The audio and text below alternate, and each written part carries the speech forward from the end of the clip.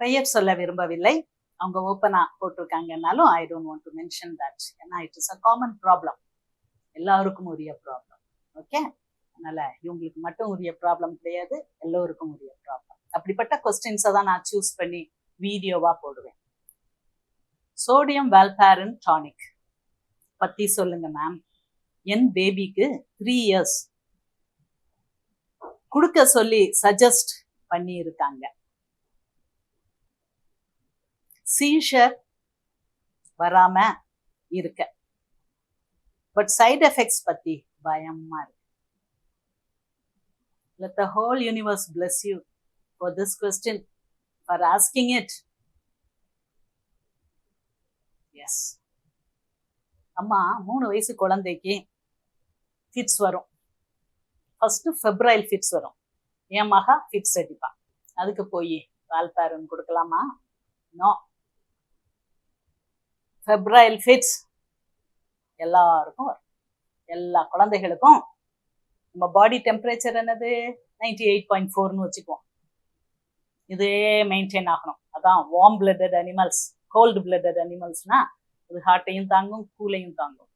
ஆனால் நம்ம உடம்பு அப்படி கிடையாது. ஹாட்டா போயிட்டோம்னா வேர்த்து கொட்டும், கூலா இருந்துச்சுன்னா உடம்பு நடுங்கி எதையாவது மூடிக்கிடணும்னு தோணும். So febrile fits 102 degree, 3 degree, 4 degree, 5 degree வரும் ஃபீவர். கிடுக்கிடுன்னு ஃபிட்ஸ் அடிக்கும், பிள்ளை நடுங்கும். ஆன்னு பயந்து சூடு வைப்பாங்க, அது வைப்பாங்க, இது வைப்பாங்க. ஐயோ கை கால்லாம் குளிர்ந்துருச்சே.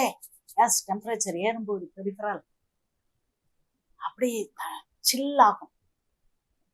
அதுக்கப்புறம் என்ன ஆகும்? ஃபிட்ஸ் வரும். ஃபிட்ஸ் வரும். நார்மல் இந்த டெம்பரேச்சருக்கு போச்சுன்னா normal. Just gold sponging, ice தண்ணி.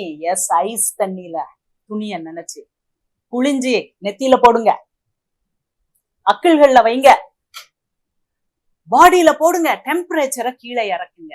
நம்ம மண்ணாங்கட்டி பச்சை பிள்ளைக்கு வால்பாரின் டிராப்ஸ். நெற்றிக்கண் திறப்பினும் குற்றம் குற்றமே. அத சொல்றதுக்கு தான் 65 வயசுல நான் டாக்டர் வந்திருக்கேன். மெடிக்கல் கம்பெனிக்காரன், பிக் ஃபார்மா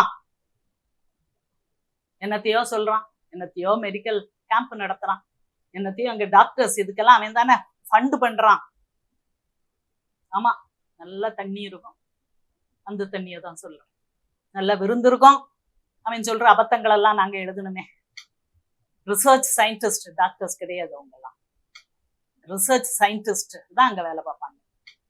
அவங்க சொல்லி சொல்லி ரிசர்ச் கண்டுபிடிச்சு பெரிய பிஹெச்டிஸ், பெரிய பெரிய லேப்ஸ். இந்த உலகத்துல எங்கேயும் அப்படிலாம் லேப் இருக்கு. இந்த பார்மசூட்டிக்கல் கம்பெனில தான் அப்படி லேப்.